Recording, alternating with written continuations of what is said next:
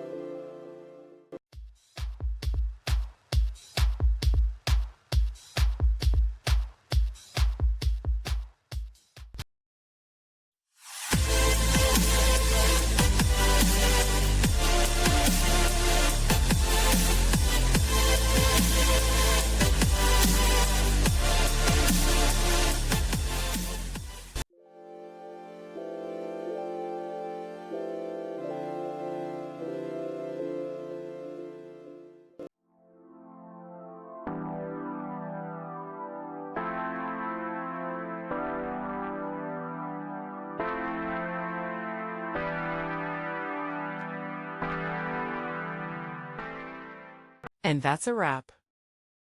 I hope you found the answer you were looking for. If you did, take a second to hit that subscribe button. It really helps out. And let me know in the comments which solution worked best for you. See you next time in the debug zone.